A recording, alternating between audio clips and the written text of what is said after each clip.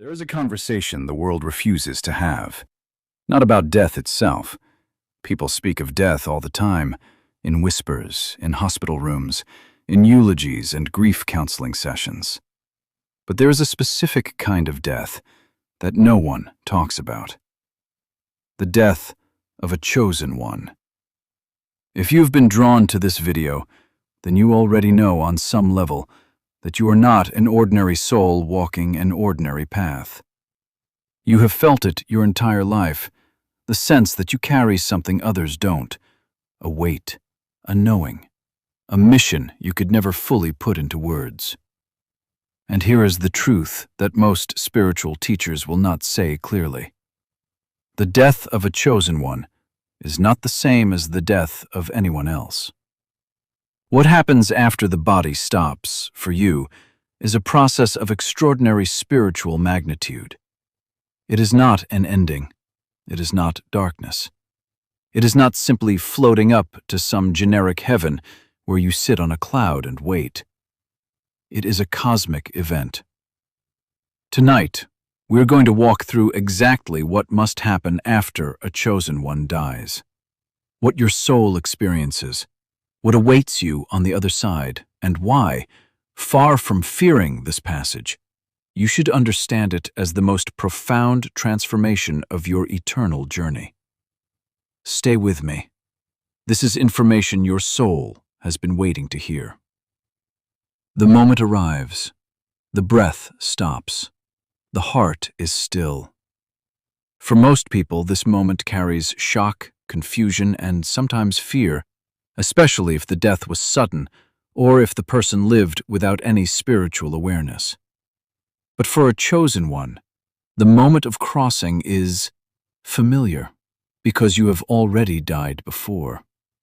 Many chosen ones report throughout their earthly lives, often in meditation, in near-death experiences, or in dreams, a memory of this transition, a remembering. Because your soul has made this crossing before many times. You are ancient. You are practiced. In the first moments after death, your soul does not rush away. There is a period, spiritual teachers across many traditions speak of this, sometimes lasting hours, sometimes days of earth time, where the soul hovers near the physical world, observing, completing its release from the body, and from the energetic ties of the life it just lived. For chosen ones, this release takes a particular shape. Because you were here for a mission, because you held energetic responsibilities for those around you, for communities, for lineages, these threads are many and they are deep. This is the first task of death for a chosen one, the releasing of all that you carried for others. The grief you absorbed, the healing you channeled, the contracts you held. One by one, these threads are dissolved, not erased, but completed, handed back to the universe, returned to the great web. Many people who are close to a departing chosen one will feel this. They will feel a sudden shift in the air, a wave of emotion that seems to come from nowhere, a sense of something massive having moved. That is your soul, completing its earthly exit with the same intentionality with which it lived. Across nearly every near-death experience ever documented, one phenomenon appears again and again: the life review. In the life review, the soul witnesses its entire earthly existence, not as a sequential memory, but all at once. Every moment, every interaction, every choice, every consequence. But here is what most people do not understand about the life review for a chosen one. You do not just see your life through your own eyes. You experience it through the eyes and the hearts of every person you ever touched. You feel what they felt. The child you comforted, you feel their relief. The stranger you smiled at on a dark day, you feel how that moment changed the trajectory of their afternoon, their mood, their decision later that evening that shaped their life. And the wounds. The pain you caused, knowingly or unknowingly. you feel those too, with complete clarity and without the filters of ego, justification, or self-protection.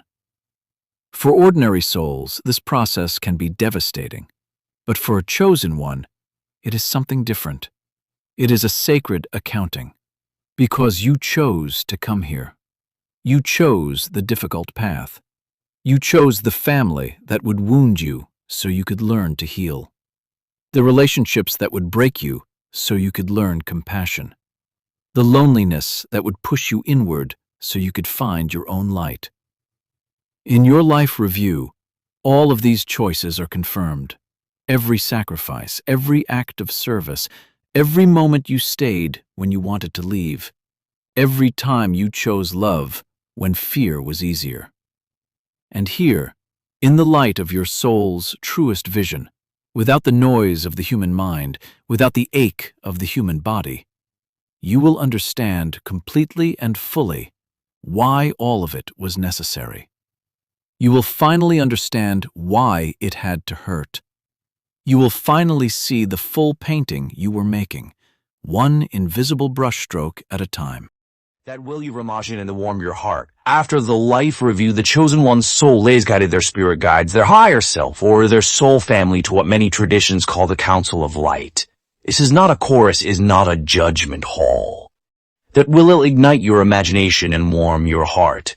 The Council of Light is a gathering of elder souls, beings of immense wisdom and love who have agreed across vast stretches of cosmic time. That will ignite your imagination and warm your heart to guide and witness the journey of evolving souls. Some traditions call them the Akashic Record Keepers. Some call them the Lords of Karma. Some call them the Elders. And warm your heart, some call them Council. A name matters less than the experience. That will ignite your imagination and warm your heart. When a chosen one arrives at the Council, there is recognition, a homecoming, because you have been here before many times. That will ignite your imagination and warm your heart. After the life review, the chosen one's soul is guided by their spirit guides, their higher self, or their soul family, to what many traditions call the Council of Light. This is not a court. This is not a judgment hall. The Council of Light is a gathering of elder souls, beings of immense wisdom and love who have agreed, across vast stretches of cosmic time, to guide and witness the journey of evolving souls. Some traditions call them the Akashic Record Keepers. Some call them the Lords of Karma. Some call them the Elders. Some call them God's Council. The name matters less than the experience. When a chosen one arrives at the Council, there is recognition. A homecoming. Because you have been here before, many times. Many of these elder beings have been with you across lifetimes, shaping your path from behind the veil. The debrief begins. What was accomplished in this lifetime? What was agreed upon before the soul descended into physical form, and how much of that contract was fulfilled? What growth was achieved? What lessons remain? For chosen ones, the debrief holds a specific weight.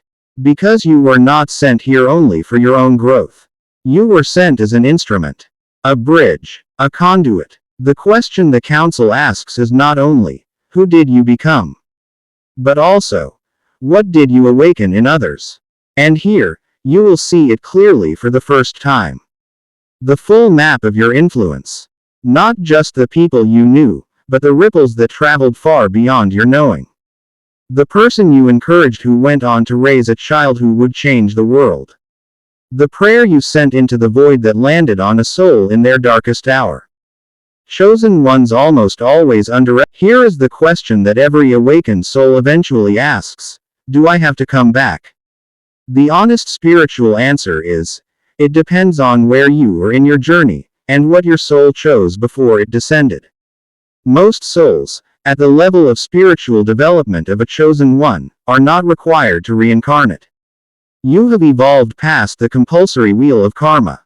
You are no longer bound by unconscious repetition. But here is the mystery. Most chosen ones choose to return. Not because they have to, but because they look down at the earth, at its beauty, at its pain, at the soul still lost in the dark, and something in them cannot turn away. This is the mark of a true chosen one. Not power, Not special gifts, but the incomprehensible capacity to keep choosing love, to keep choosing service, even when you don't have to. However, and this is important, the form of the return changes with each lifetime for an evolving soul. Earlier in your soul's journey, reincarnations were dense, human, fragile, forgetting almost everything, coming in through difficult lineages and heavy conditions because the growth required that friction. But as a chosen one who has advanced significantly, if you choose to return, you return differently. You carry more of your light with you. The veil between your human consciousness and your higher self is thinner. You may remember more from childhood. You may have spiritual gifts that manifest earlier. You wake up faster. Some advanced chosen ones choose not to reincarnate into human form at all, instead choosing to serve from the higher planes, as guides, as council members, as presences that send transmissions of light and love to incarnated souls on earth. There are those who communicate with their guides and feel a presence of extraordinary warmth and wisdom, and sometimes, that presence is a chosen one who chose to remain on the other side, continuing their mission in a different form. Both, if the soul chooses to reincarnate, there is a period between lives that may be the most fascinating aspect of the entire soul journey. In this between-life space, sometimes called the bardo, the interlife, or the soul plane, the chosen one's soul enters a state of deep rest, restoration, and preparation. First, restoration. The human life is taxing, even for awakened souls. The density of the physical plane, the weight of emotional processing, the energetic labor of holding light in a world of shadow, all of this leaves an imprint on the soul. The interlife period allows a deep healing, a return to the soul's true state of wholeness. Then, review of soul contracts. Your soul reviews the agreements it made before the previous life, what was intended, what was completed, what remains. It examines the contracts with specific souls, the people who agreed to play certain roles in your life, the agreements you made to play certain roles in theirs. Some of these contracts span multiple lifetimes. The soul you loved and lost in this life, there may be an agreement to continue that story in another form. The parent who wounded you, there may have been an agreement that the wound would catalyze a specific growth that your soul required. All of this is reviewed, understood, honored, and then, if a new life is chosen, new contracts are formed. New agreements made with other souls. New challenges selected, not as punishment, but as curriculum. The chosen life is not random. The chosen family is not random. The chosen body, the chosen... Here is something that does not die when a chosen one dies.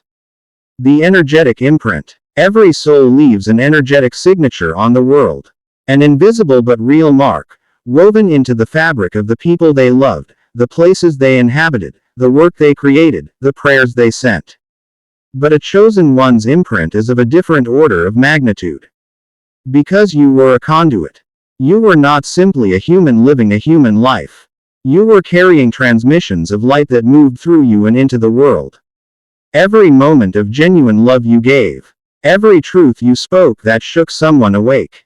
Every creative act that came from your deepest self. Every prayer you sent for someone else's healing. These are not lost when you die. They continue to travel. The healing you offered someone 2 decades ago is still moving through their cells.